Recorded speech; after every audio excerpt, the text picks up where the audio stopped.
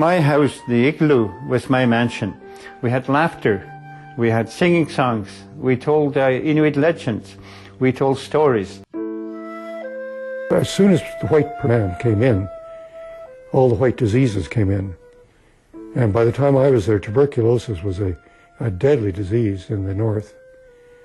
And every summer there'd be a large number of people evacuated to the Sanatorium, mainly around Hamilton. And a lot of those people, of course, never came back. We have a word, it's called ilira. Iliranak is a word meaning that you're afraid or you're scared of challenging the person because they are in authority. Northern society had remained unchanged for thousands of years. It was transformed within a decade. Later, a social worker wrote, "The people live in villages which they did not choose, in houses for which they did not ask." The government was considered well-meaning. The outcome was rated a tragedy. I think they honestly believed that their values as a middle-class society were the best for the Inuit, as simply as that, no matter what the consequences were.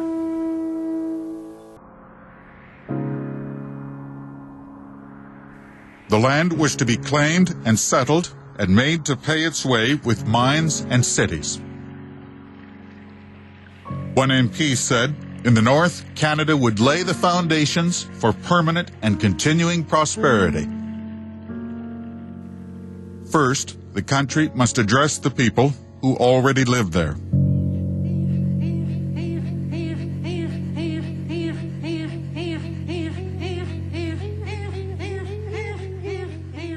Culturally, it was important for my family and my extended family. They all partook of the meal from the first caribou I ever got, and it made me a very proud boy. The Inuit numbered 10,000. They'd lived for centuries as nomads, hunting caribou and seal. They knew the country best, but would confront change none could have predicted. As soon as I started going to school and as soon as I started getting into my teen years, I realized that there were a lot of changes happening in our own community. People were not living out on the land nearly as much as they did when I was a child. The government proposed, it said, a transition from a life of trapping and hunting to regular wage employment. Men would receive vocational training. At the mission schools, children were taught an approved curriculum of arithmetic and the English language. There were new cooperatives to deal in furs and market fish and crafts. Mothers received the baby bonus. Family allowances are paid to Eskimo mothers to supplement their income, which is derived from fur trapping.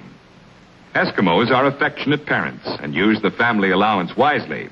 Old age pensions and destitute rations are also paid to Eskimos through the police. We understand it's well-meaning, but it's how they did it that's become a problem today. It's how the colonialism treated the Inuit, the Eskimo, that's become a problem today. If they would have come and discussed the issues like, we're going to have to move you to a community because this is what we're planning to offer you. As soon as the white man came in, all the white diseases came in. And by the time I was there, tuberculosis was a deadly disease in the north. And every summer there'd be a large number of people evacuated to the Sanatorium, mainly around Hamilton. And a lot of those people, of course, never came back. For us.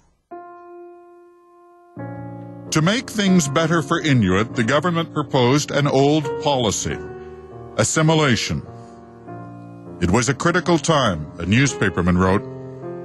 Canada must help the Inuit, make a successful transition from the Stone Age. The government took me to southern Canada to a place called Kitchener to work at a furniture factory. Can you imagine? Here I am, born in an igloo, lived with my parents all this time. The only light and cooking light and heat that we had was Inuit oil lamp. Going into furniture factory, where you had to get up at 6 o'clock in the morning to work at a furniture factory. Children were taken for schooling. One recalled, "We tried not to forget our language, but it was very difficult." Afterward, an Inuit elder was asked why the people did not speak up. He said, "Because the man in authority ordered it. There is nothing left to support our way of life."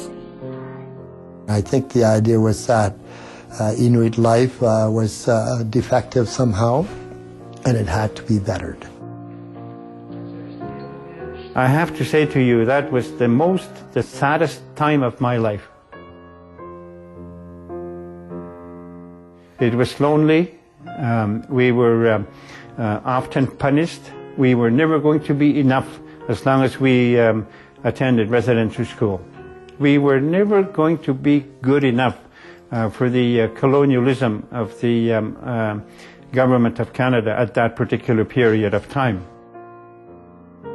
In 1957, a federal agency reported, "The traditional relationship between Eskimos and their physical environment has ceased to exist." Inuit had traveled the land for millennia. Now they lived in the village and got an allowance. One wrote, "All these things we would have learned as Inuit, we lost." That's when the real alienation started. Their parents were not asked. They certainly did not sign any consent forms.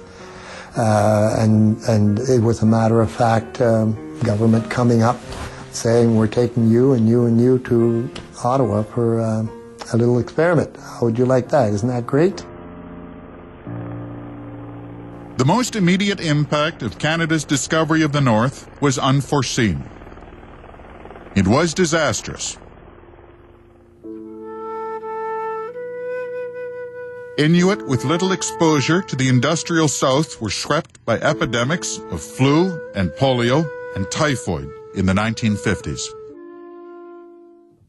Nearly 10% of Inuit contracted tuberculosis and were sent far from home for treatment.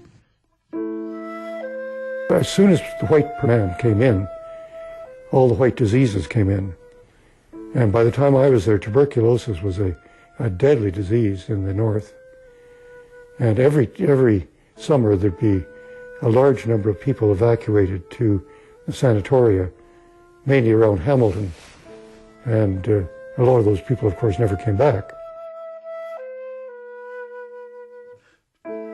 The painful experience is sometimes undescribable for them. Like they don't know how to describe it. It was so painful. And they never recovered from it.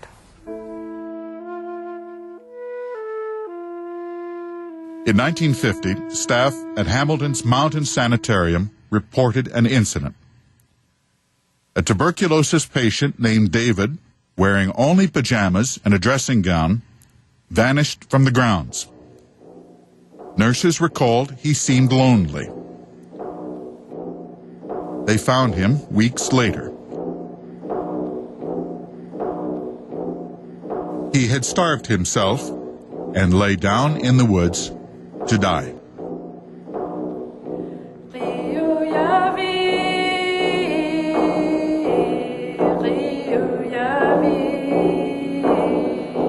To this day, Inuit are still looking for their parents who died in southern Canada at sanatoriums. How would you feel if you don't know where your parents are buried?